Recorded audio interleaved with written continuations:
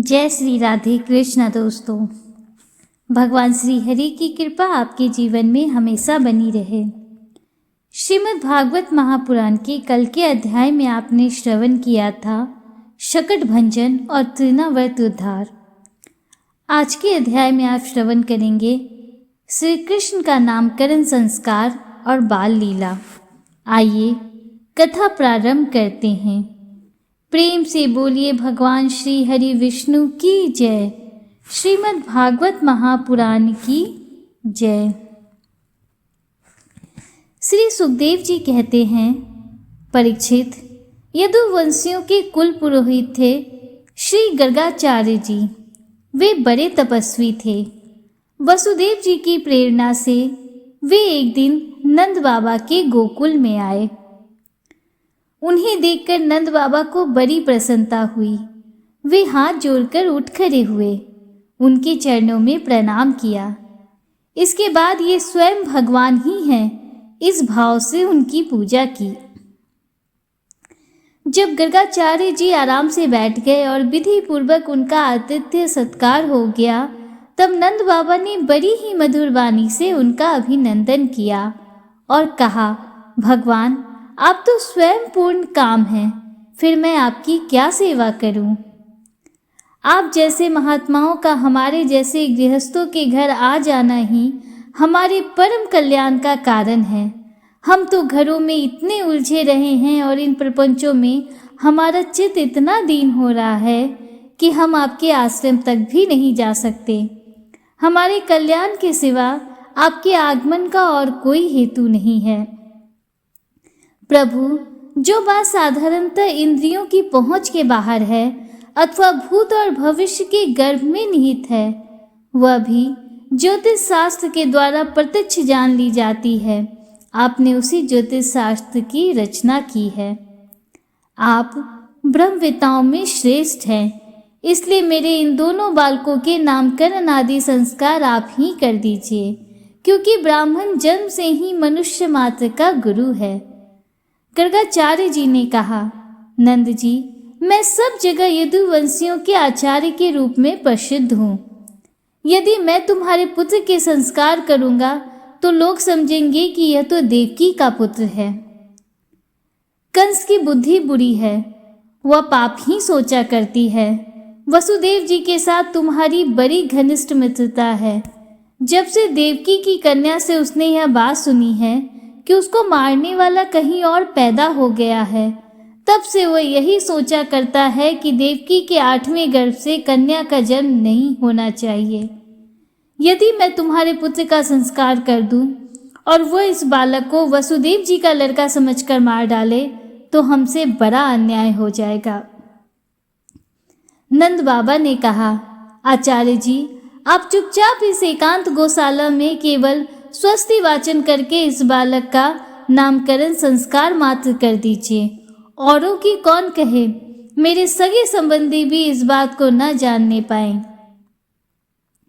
श्री सुखदेव जी कहते हैं, गर्गाचार्य जी तो संस्कार करना चाहते ही थे। जब नंद बाबा ने उनसे इस प्रकार प्रार्थना की, तब उन्होंने एकांत में छिपकर गुप्त रूप से दोनों बालकों का नामकरण संस्कार कर दिया।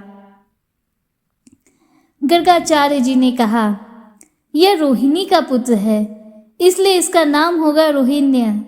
यह अपने सगे संबंधी और मित्रों को अपने गुणों से अत्यंत आनंदित करेगा, इसलिए इसका दूसरा नाम होगा राम। इसके बल की कोई सीमा नहीं है, अतः इसका नाम एक बल भी है।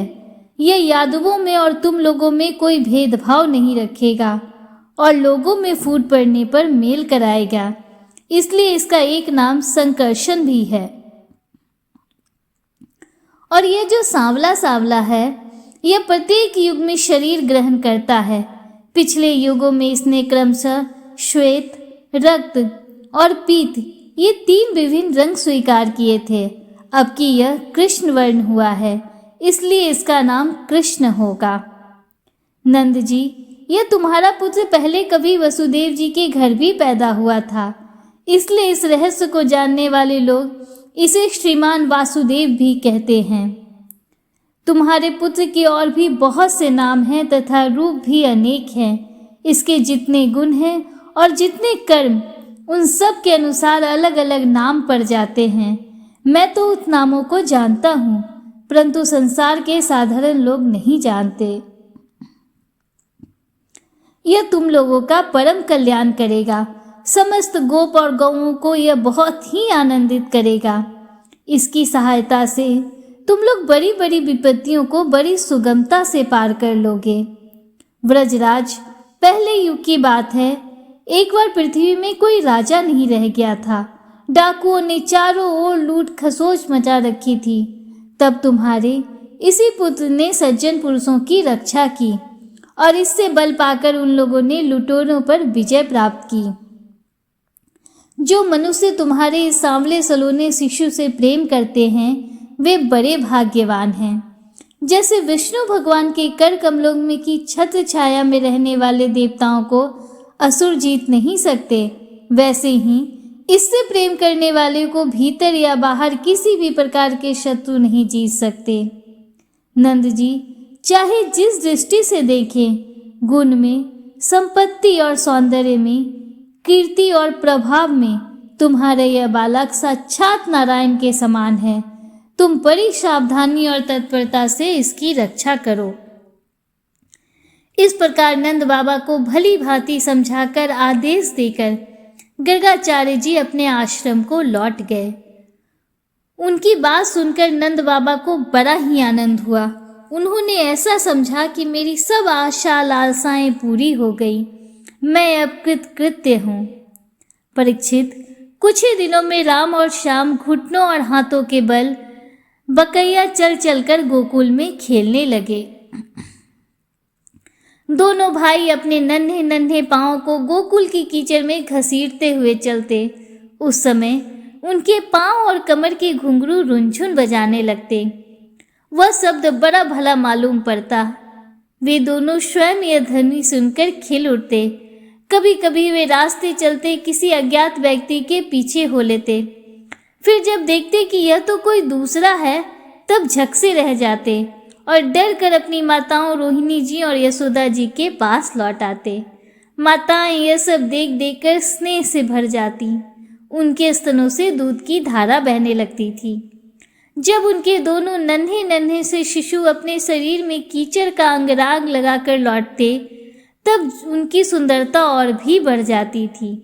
माताएं उन्हें आती ही दोनों हाथों से गोद में लेकर हृदय से लगा लेती और स्तनपान कराने लगती। जब वे दूध पीने लगते और बीच बीच में मुस्कुरा कर अपनी माताओं की ओर देखने लगते, तब वे उनकी मंद मंद मुस्कान, छोटी छोटी दतुलियां और भोला भाला मुंह देखकर आनंद के समुद्र में डूबने उतराने लगती। जब राम और श्याम दोनों कुछ और बड़े हुए, तब ब्रज में घर के बाहर ऐसी ऐसी बाल लीलाएं करने लगे जिन्हें गोपियां देखती ही रह जाती। जब वे किसी बैठे हुए बछड़े की पूंछ पकड़ लेते और बछड़े डरकर इधर उधर भागते, तब वे दोनों और भी जोर से पूंछ पकड़ लेते और बछड़े उन्हें घसीटते हुए दौड़ने लगते। गोपियां अपने घर का काम धंधा छोड़कर यही सब देखती रहती और हंसते हंसते लोटपोट होकर परम आनंद में मग्न हो जाती। कन्हैया और बलदाऊ दोनों ही बड़े चंचल और बड़े खिलाड़ी थे। वे कहीं हिरन, गाय आदि सींग वाले पशुओं के पास दौड़ जाते, तो कहीं धधिकती हुई आग से खेलने के लिए कूद पड़ते। कभी दांत से काटने वाले कुत्तों के पास पहुंच जाते, तो कभी आंख बचाकर तलवार उठा लेते।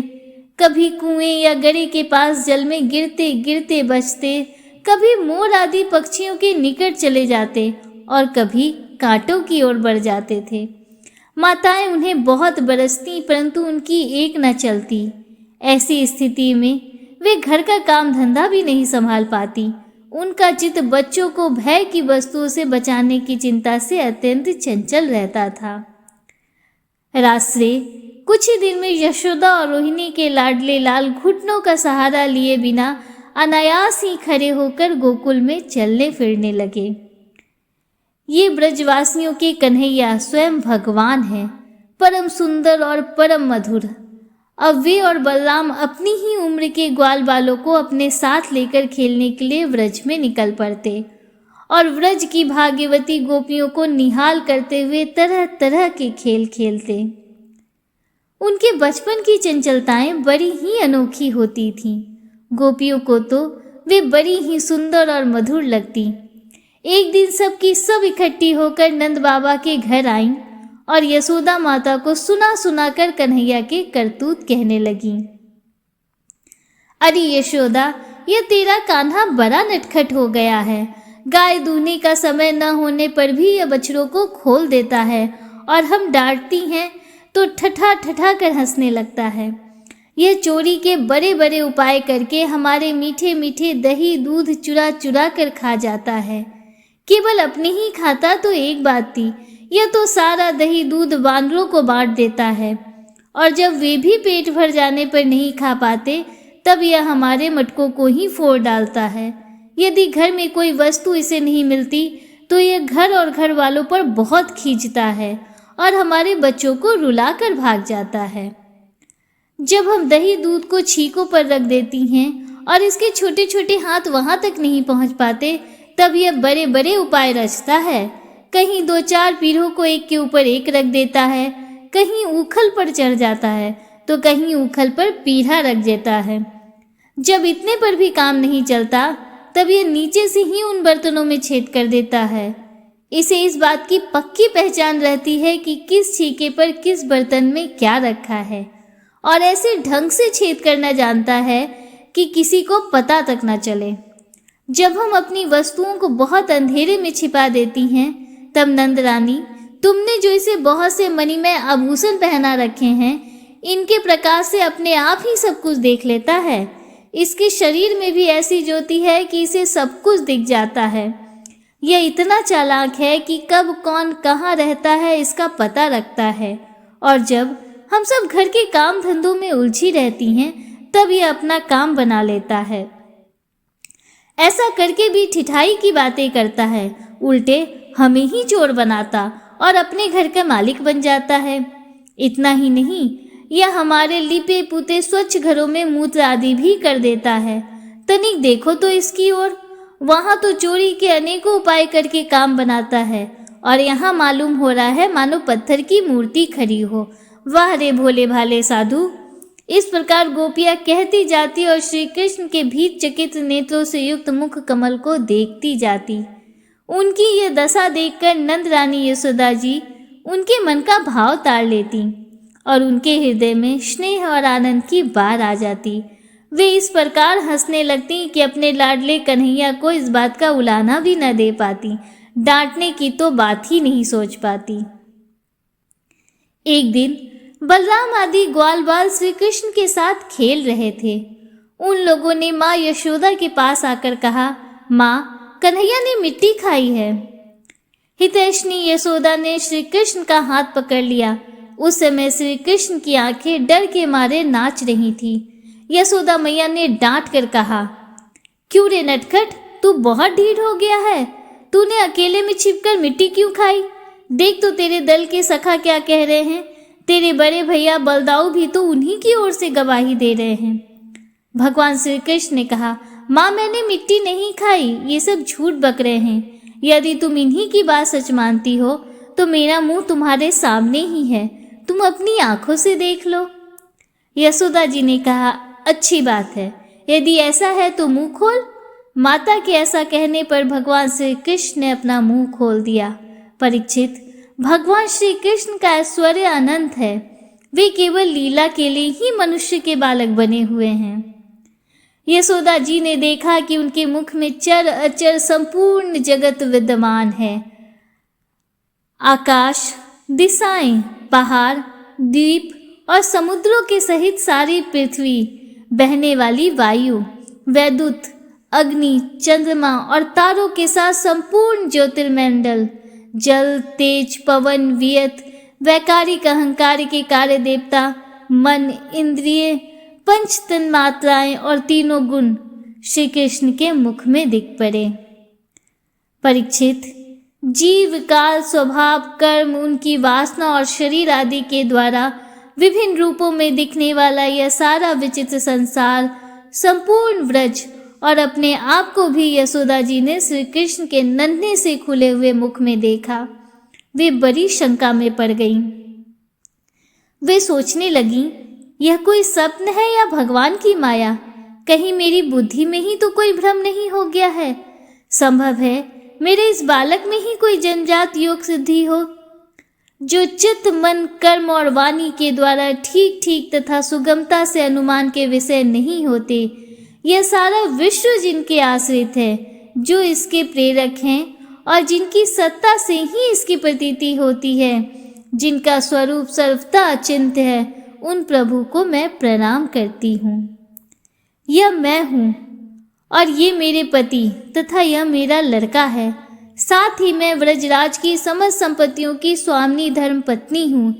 ये गोपियाँ, गोप और गोधन मेरे अधीन हैं। जिनकी माया से मुझे इस प्रकार की कुमति घेरे हुए है, वे भगवान ही मेरे एकमात्र आश्रय हैं। मैं उन्हीं की शरण में हूँ। जब इस प्रकार यशोदा माता श्री कृष्ण का तत्व समझ गई, तब सर्वशक्तिमान सर्वव्यापक प्रभु ने अपनी पुत्र स्नेहमयी वैष्णवी योग माया का उनके हृदय में संचार कर दिया। यशोदा जी को तुरंत वह घटना भूल गई। उन्होंने अपने दुलारे लाल को गोद में उठा लिया। जैसे पहले उनके हृदय में प्रेम का समुद्र उमड़ता रहता था, वैसे ही फिर उमड़ने लगा।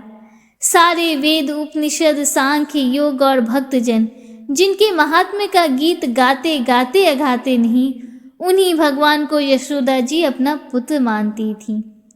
राजा परीक्षित ने पूछा, भगवान, नंद बाबा ने ऐसा कौन सा बहुत बड़ा मंगलमय साधन किया था और परम भाग्यवती यशोदा जी ने भी ऐसी कौन सी तपस्या की थी, जिसके कारण स्वयं भगवान ने अपने श्रीमुख से उनका स्तनपान किया।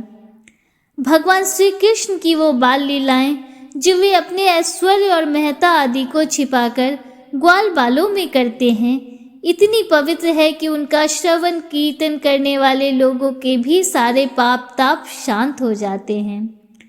त्रिकालदर्शी ज्ञानी पुरुष आज भी उनका गायन करते रहते हैं।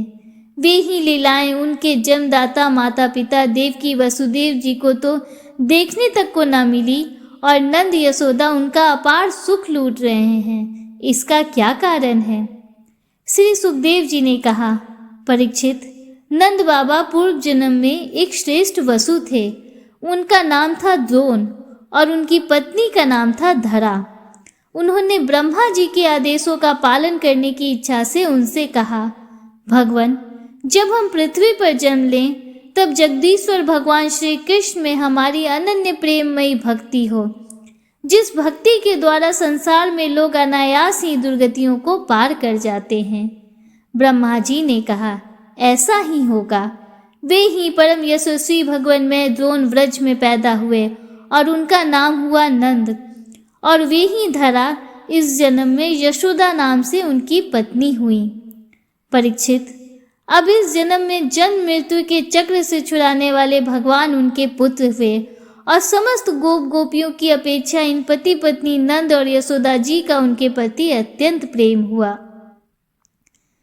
ब्रह्मा जी की बात सत्य करने के लिए भगवान श्री कृष्ण बलराम जी के साथ ब्रज में रहकर समस्त ब्रजवासियों को अपनी बाल लीला से आनंदित करने लगे। इस तरह श्रीमद् भागवत पुराण महाकथा में आज की कथा का समापन हुआ। उम्मीद करती हूँ कि आगे की कथा के श्रवण के लिए आप कल भी हमारे साथ जुड़े रहेंगे। अगर वीडियो आपको अच्छा लगा हो तो वीडियो को लाइक कीजिए, दूसरों के साथ शेयर कीजिए, कमेंट में हर हर महादेव, जय श्री राधे कृष्णा जरूर लिखिए। हमारे चैनल पर अगर आप पहली बार आए हैं तो चैनल को सब्सक्राइब कीजिए। प्रतिदिन हमारे चैनल पर पौराणिक कथाओं का श्रवण कराया जाता है। बेल आइकन जरूर प्रेस कीजिए, जिससे आगे भी आपको ऐसी ही रोचक जानकारियाँ मिलती रहें। मिलते हैं आपसे अगले वीडियो में, तब तक के लिए हर हर महादेव, जय श्री राधे कृष्णा, राधे राधे।